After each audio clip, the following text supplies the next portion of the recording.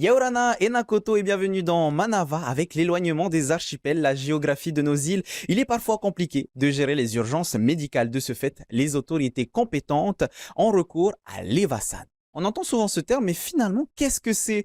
Parlons-en avec nos invités. Tony Tekwa Taoa, chef du service des urgences. Meiri Horace, infirmière cadre santé à la direction de la santé, subdivision des Tuamotu Gombier. Rouura Tawaroa, infirmière urgence Evasan. Yorana. Et Heymana Bono, pardon, médecin conseil à la CPS. Yorana tout le monde. Justement, on va rester avec Heymana pour parler déjà de qu'est-ce qu'un Evasan ou évacuation sanitaire. Alors, une évacuation sanitaire, si on prend les choses simples, c'est une offre de soins que l'on va déplacer d'un lieu où il n'y a pas d'offre de soins vers un lieu de proximité le plus adapté à la prise en charge d'une personne en difficulté sanitaire, de santé. Voilà, c'est donc une offre de soins de déplacement d'un lieu sans soins vers un lieu avec soins adaptés. Tony, à quel moment est-ce qu'on a recours à l'Evasan? Alors, juste pour peut-être préciser aussi, je pense qu'il faut faire le distinguo entre les Evasan internationales et les Evasan locales. Et puis après, il faut voir au niveau du degré d'urgence, il y a des Evasan qui sont urgentes, des Evasan qui sont semi-urgentes et des Evasan qui sont plutôt, on pourrait dire, des transports sanitaires. Voilà. Après, une Evasan, ça s'organise d'abord avec une régulation sanitaire. Hein. Je parle du SAMU notamment, puisque c'est le point d'entrée qui va permettre d'apprécier la gravité de la situation. Donc ça s'appelle la régulation du SAMU. C'est le centre 15 et le numéro 15 d'ailleurs. Et c'est ça qui va engager les moyens pour répondre de façon le plus adaptée à la demande. D'accord. Donc, est-ce qu'il y a un terme différent en fonction de si c'est une Evasan locale ou un Evasan en France, par exemple? Alors, on dit Evasan international avec un degré de gravité qui peut être différent. Et après, pour nous, les Evasan locales, quand c'est des Evasan qui sont très urgentes, on appelle ça les Evasan spéciales avec des vecteurs dédiés qui sont soit civils, soit militaires. Et puis après, on a des Evasan qui sont semi-urgentes ou des transports sanitaires, plutôt avec les vecteurs publics, c'est-à-dire les compagnies aériennes locales. Alors, parlons de cas concrets avec Meiri. Prenons un exemple d'Evasan. Bon, on se doute bien que l'Evasan ne se fait pas en un claquement de doigts. Comment est-ce que vous gérez les cas d'urgence en attendant que le transport soit opérationnel? Alors, comment ça se passe? Dès qu'on a un avis, on est en relien direct avec le médecin du SAMU et c'est lui qui nous dirige pour techniquer le patient. Et c'est eux aussi qui décident à quel moment ils viennent récupérer. Mais en attendant le délai pour qu'ils viennent récupérer, nous, on doit le techniquer, s'occuper de lui et de sa famille et aussi s'occuper de gérer le transport aussi. Parce qu'il faut bien savoir que du centre de santé à l'aéroport, parfois, c'est compliqué, on n'a pas de transporteur sanitaire. Justement, voilà. On va parler de transport avec Rouura. Une fois que le transport est prêt, comment sont gérés les patients pendant le trajet? Au mieux, en fonction de l'endroit dans lequel on travaille, du coup, parce on évolue dans divers environnements. On a des hélicoptères, parce qu'on a une convention avec Taitino Hélicoptère, du coup. On a aussi les avions, les Beechcraft de l'archipel. Et si on part sur des moyens militaires, on a le CASA ou l'hélicoptère du Dauphin. Quel est le rôle d'une infirmière urgence Evasan pendant le transport? D'assister, de faire binôme avec son médecin d'Evasan et justement de stabiliser le patient au maximum avant de le mettre dans le moyen de transport pour arriver au Taoné et monter en puissance dans les soins. Tony, quelles sont les principaux problématiques liées à l'Evasan? Je dirais que on a quand même un contexte géodémographique exceptionnel en Polynésie. Je rappelle encore une fois, on a 5 millions de kilomètres carrés, on a 118 îles, on en a 76 habités. Il faut aller dans des endroits très reculés, assez loin. Donc c'est pour ça qu'il faut différents moyens. Donc il y a une vraie réflexion à poser sur les vecteurs notamment pour gagner du temps au maximum. Mais effectivement, ça reste un challenge de tous les jours, avec des décisions qui sont parfois très compliquées à prendre. Quand tu parles de vecteurs, tu parles de quoi exactement? Les vecteurs, c'est les moyens d'arriver aux patients. Et je félicite d'ailleurs tous les agents qui sont dans la périphérie et qui travaillent avec nous et avec qui on travaille, parce qu'ils font un travail remarquable. C'est pas facile d'être tout seul. Nous, on peut faire les malins souvent au CHPF parce qu'on a des moyens. Mais c'est vrai que dans les îles, ils sont isolés, donc ils ont besoin d'être assistés. On a mis en place un peu de visorégulation. On essaie d'intégrer un peu de la télémédecine. On aille un peu plus loin, j'imagine. Enfin, je le pense sincèrement.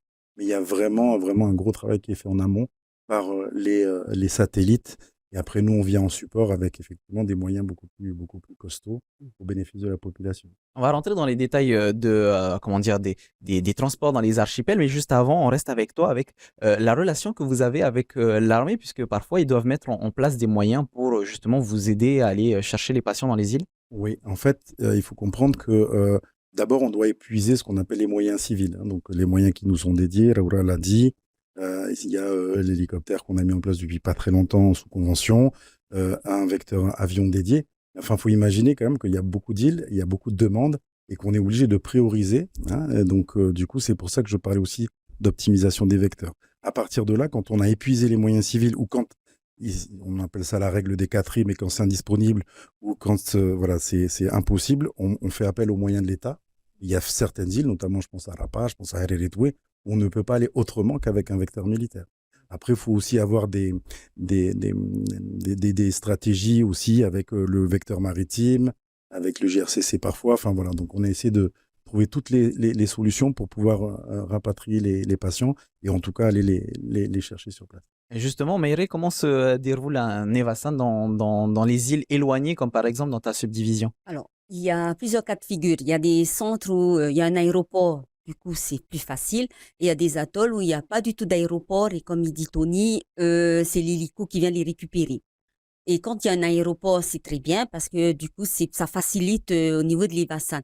Mais, enfin, ce que tu veux dire, c'est que ce que je veux dire, pardon, excusez, c'est quand le patient, une fois que la décision est prise, que le patient doit être évassané, à ce moment-là, il y a une machine qui se met en route sur l'atoll lui-même, à savoir que toi, en tant que soignant, tu dois vérifier au niveau de l'aéroport aussi si le pilote, enfin pas le pilote, le pompier, il est là.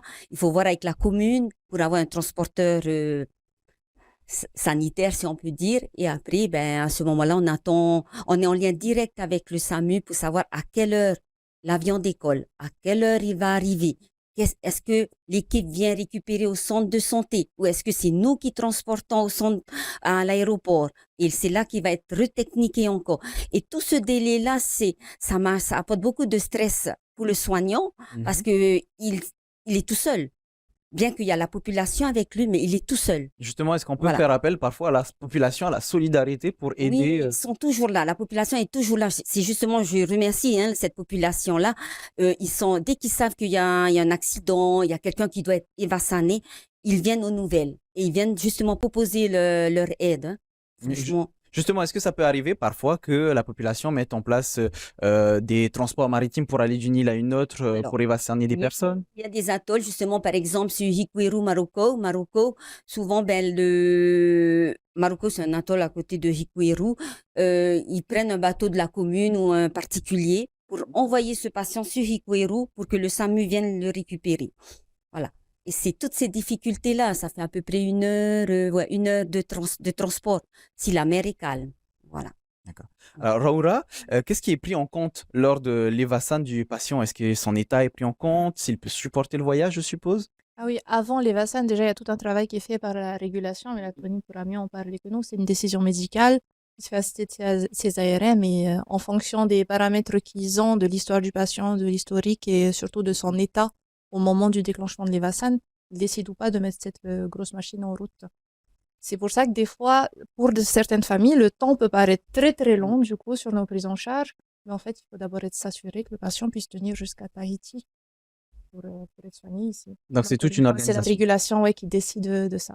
On parlait un petit peu au début de l'émission d'évassans urgents ou programmés. Les évassans programmés, est-ce que c'est un peu plus, entre guillemets, cool? Est-ce que vous avez le temps de pouvoir organiser ça et d'utiliser, par exemple, des avions de compagnie aérienne dites normales? Ah, complètement. Les évassans programmés, elles passent sur des vols réguliers, que ce soit le bateau d'Arimiti, Tereva ou que ce soit des vols Air Tahiti. Et ça, c'est organisé. Je pense que Meire pourra mieux en parler que moi. C'est organisé par justement les postes isolés et la CPS. Tony, si on rentre dans les détails, comment est organisé, comment se passe le processus d'organisation? Alors, si c'est des évacuations sanitaires urgentes, il y a déjà le patient qui a un premier contact avec une structure de santé. La direction de la santé a un super maillage. Donc, et ensuite, après, il y a une demande qui se fait vers le SAMU. Ça, c'est pour la notion d'urgence. Et après, il y a une réponse. Alors, elle peut être immédiate avec en fonction des vecteurs, elle peut être différée. Il faut comprendre parfois pour la population qu'on prend des décisions parfois à temporiser les patients dans les îles en fonction des possibilités qu'on a aussi, puisque c'est pas extensif. Et la situation évolue, hein, il faut dire quand même, la population a des indicateurs de santé qui sont pas très bons. La demande de soins est de plus en plus importante. Et on se retrouve finalement, alors que quand j'ai commencé, on faisait à peu près une Evasan par jour. Maintenant, on est plutôt sur une moyenne de 3 Evasan jour. Donc, c'est pour ça que ça demande des moyens, des équipes et des vecteurs. Et c'est la réflexion du coup que je pose moi, c'est d'optimiser les vecteurs pour aller vite, pas loin et aller vite, loin. Donc, l'hélicoptère pour aller vite, pas loin et l'avion rapide pour aller vite, loin, pour optimiser le temps, parce que c'est du temps médical, mais c'est aussi du temps de prise en charge des patients. Alors, on l'entend depuis tout à l'heure, hein, c'est beaucoup d'organisation. Heymana, quel est le rôle de la CPS dans cette organisation? Et comme je disais tout à l'heure, ça part d'une offre de soins, donc c'est forcément accompagné à la fois, je dirais, sur le plan financier, sur le plan du transport, sur le plan éventuellement de l'hébergement, et coordonner, entre guillemets, tout cela pour optimiser les choses dans le cadre de la prise en charge. Donc c'est sûr que la CPS contribue financièrement à une bonne prise en charge des choses. Donc voilà. En parlant des prises en charge, qu'est-ce qui est pris en charge lors d'un Evasan? Est-ce qu'on peut être accompagné? Est-ce qu'on peut être logé, ce genre de choses? Alors, ça fait plusieurs secteurs à prendre en compte. La première, c'est qu'il faut distinguer, bien entendu, les évacuations sanitaires internationales et les évacuations sanitaires locales.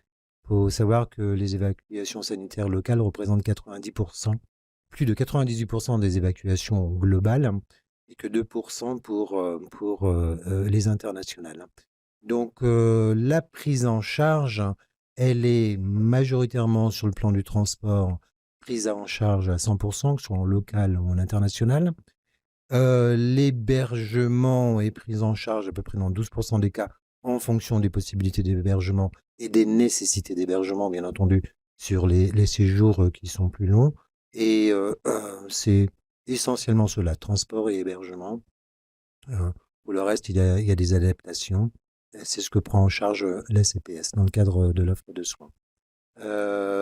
Après, pour les ACAG, C'est on quoi appelle les ça, ACAG? les ACAG, ce sont les accompagnants.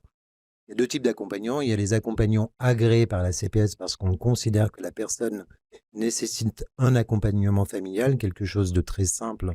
C'est un mineur. Donc, un mineur doit être accompagné d'une personne adulte ou des personnes qui ont, je dirais, dans le cadre de la prise en charge au quotidien, une sorte d'aide accompagnant. Une personne âgée, par exemple? Voilà, exactement.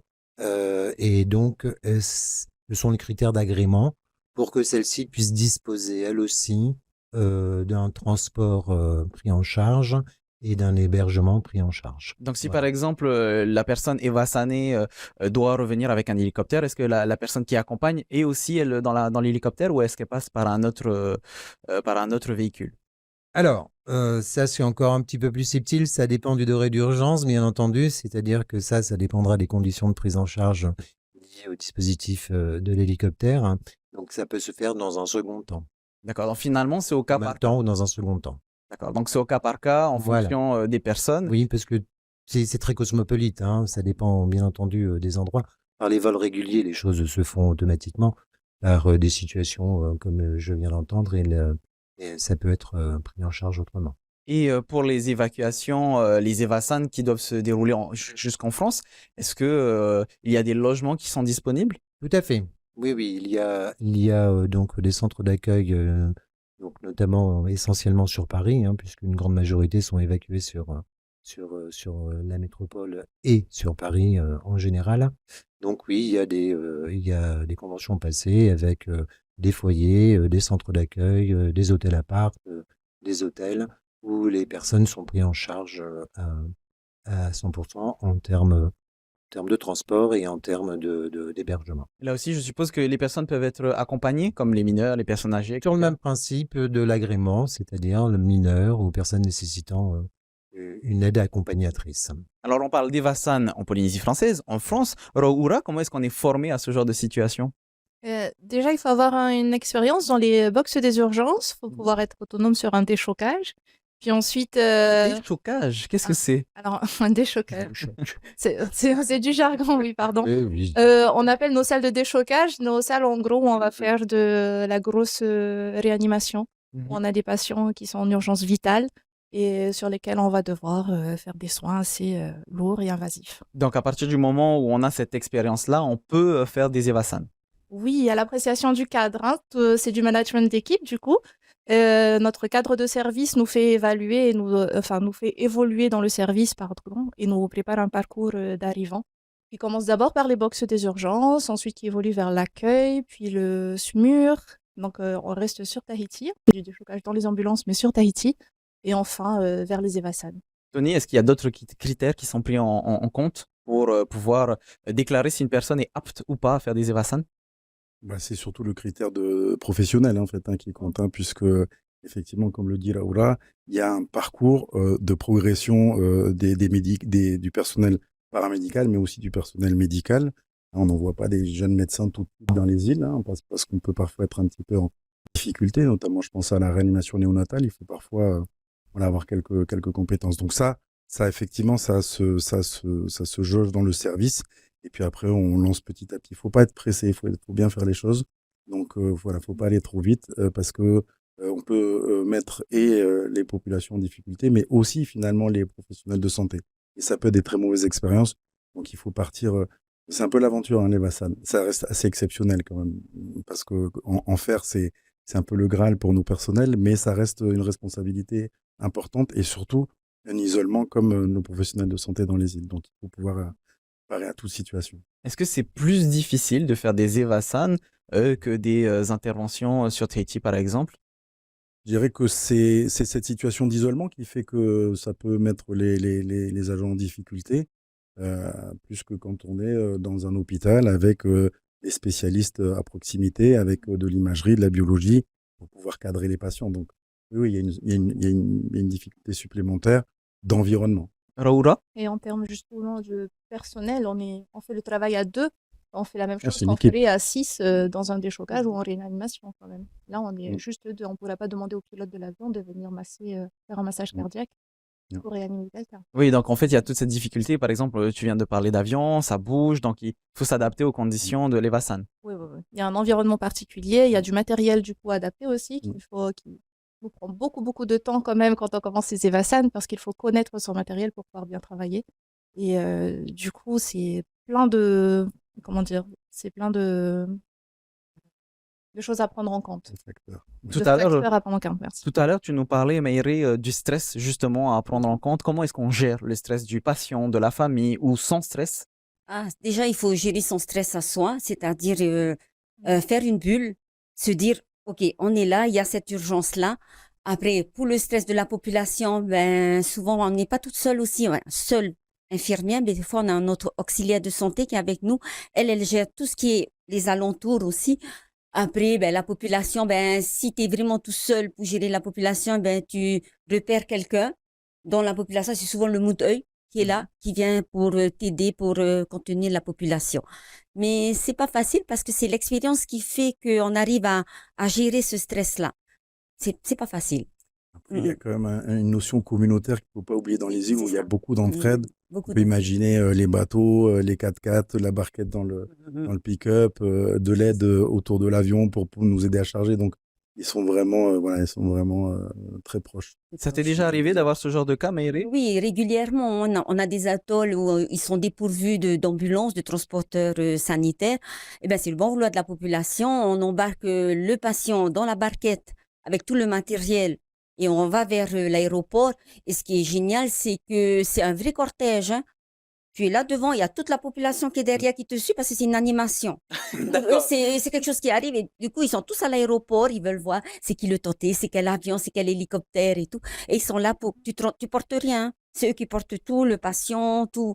Et c'est ça qui est vraiment, pour reprendre ce que Tony dit, je remercie vraiment la population d'être avec nous, qu'on puisse pas se retrouver seul, quoi. Voilà. Alors, je me retourne vers Heymana. On sait que ce sont des opérations qui sont extrêmement coûteuses. Est-ce qu'on a un prix global d'une Evasan? Si on prend les Evasan dans leur globalité, qu'elles soient internationales ou locales, ça représente quand même 6 milliards à 7 milliards par an en termes de budget. Si on prend en compte les Evasan dites les Evasan locales, c'est à peu près de 2,4 milliards. Et les Evasan internationales, bien qu'elles représentent que 2%, c'est 3,5 milliards, donc de façon plus importante, parce qu'en fait, c'est surtout c'est pas le transport en lui qui a une grosse part, c'est plutôt le séjour, l'hospitalisation. Alors que dans le local, c'est surtout et avant tout le transport, et quasiment à 90% du coût, comparativement aux 10% restants en termes d'hébergement. Donc, si on faisait une moyenne, je dirais que sur le local, une Evasan a un coût, une Evasan urgente a un coût de 250 000 francs par Evasan. Une Evasan programmée, c'est variable en fonction des distances. En moyenne, c'est de l'ordre de 65 000 francs. Et ça peut aller des extrêmes entre 45 et 120 000 francs si on va aux Marquises, si on va aux Australes ou au fin fond des Tuamotu. Alors, on en parle depuis le début de cette émission. Tony, ça peut représenter une vraie problématique. Quels sont les objectifs pour améliorer la situation vis-à-vis des Evasan? Alors, en fait, je pense qu'il y a deux objectifs. Il y a d'abord le service rendu à la population, donc, et c'est toujours, on parle de temps. Il y a aussi le temps consommé, le temps soignant. Et puis, moi, j'y vois quand même aussi un intérêt économique. Quand Imana dit c'est 250 000 francs une Evasan urgente, En moyenne. en moyenne, parce que moi, ce qui m'inquiète un petit peu, par contre, c'est la progression. Si on donne quelques chiffres, nous, qu'on a un peu analysés, aujourd'hui, on a quasiment 1,5 milliard d'Evasan urgentes. Quand il y a 2017, ça fait maintenant 7 ans, on était plutôt à 600 millions. Donc, on voit qu'il y a une progression assez importante de cette offre de soins, mais qui est complètement nécessaire. Donc, voilà, il va falloir qu'on améliore. On a deux options. Soit on augmente les ressources humaines et les vecteurs, soit on optimise les vecteurs. Et c'est plutôt, moi, sur cette stratégie que je pense qu'il faut qu'on joue. Je rappelle que nos amis calédoniens ont des avions rapides. Aujourd'hui, aller aux Marquises pour une équipe d'Evasan, c'est 9 heures. Donc, ça veut dire que c'est 9 heures de temps consommé pour 3 heures travaillées. Donc, ça, c'est pas optimisé. Donc, il faut pouvoir aller rapidement loin. Voilà, après, on est soumis aux vecteurs et aux conventions qui sont faites avec la CPS et les avionneurs. Mais voilà, il y a une vraie réflexion à faire autour de l'optimisation des distances. Mais on a le contexte qu'on a, il est extraordinaire, c'est un vrai challenge. Mais voilà. Mais je pense aussi que les populations assez résilientes dans les îles à penser que voilà, on peut pas avoir le même soin, évidemment, quand on est à Kaukuna, quand on est à Whakaina ou quand on est à Pirae. Alors, Oura, justement, est-ce qu'on peut conseiller à notre public, à nos téléspectateurs, justement, de se faire soigner pour éviter, justement, d'en arriver à l'Evasan? Ah, complètement. Il faudrait qu'on marque qu'on fasse un bond en avant sur la prévention des maladies, du coup, pour pas en arriver là, parce qu'on a une qualité sanitaire, du coup, au Fénois qui se dégrade. On voit, ça se répercute à l'arrivée des urgences sur les temps d'attente. Les soins nous prennent beaucoup plus de temps parce que les patients sont de plus en plus malades. Et c'est des grosses maladies et elles viennent de plus en plus jeunes. Donc, du coup, oui, il faut se prendre en main maintenant. Ouais, je pense Et surtout, suivre ces traitements aussi. Parce qu'on voit que les gens se prennent en main sur des phases aiguës, mais à long terme, du coup, c'est non, j'avais plus de RAAU, c'était fini. Alors qu'une maladie chronique, vraiment, elle se suit sur des années et des années. Mais Iri, est-ce que c'est justement votre rôle à la direction de la santé de faire de la prévention auprès de la population? On le fait tous les jours, quand c'est notre quotidien. Après, on peut pas. Il y a des patients qui veulent pas suivre le traitement. Après, s'il y a des patients qui veulent suivre le traitement, il y a pas de souci. On est là, on les accompagne et tout ça. Mais après, on a des patients qui attendent aussi la dernière minute pour venir nous voir. Des fois, ils arrivent, il est 22 heures. Comment on fait? On est obligé c'est plus compliqué. Comment on fait? On les garde en observation. On appelle le SAMU qui dit, bon, bah, écoutez, on temporise, on attend demain matin, 6 heures du matin, si on peut venir chercher ou pas. Mais c'est vrai qu'il faut vraiment que la population se prenne en charge, se prenne en main, qu'ils se rendent compte que, la santé a un coût aussi. OK, et que tout ça, là, j'entends 3 milliards, 1,5 milliard, c'est énorme, quoi. Donc, comme on dit, il vaut mieux prévenir que guérir. Prévenir que guérir. D'accord. Hey, Mana, où est-ce qu'on peut se renseigner par rapport à tous ces systèmes d'Evasan? Ah, bah, de toute façon, il y a un service d'Evasan à la CPS qui est délocalisé, qui est au siège et délocalisé dans un petit bâtiment où vous pouvez avoir toutes les informations concernantes et sur le site de la CPS aussi, où il y a un chapitre sur les Evasan et toutes les modalités qui vont avec. Donc, on le rappelle, le site de la CPS, cps.pf, tout simplement. Merci beaucoup à toutes et à tous d'avoir répondu à mes questions. Merci. Marina.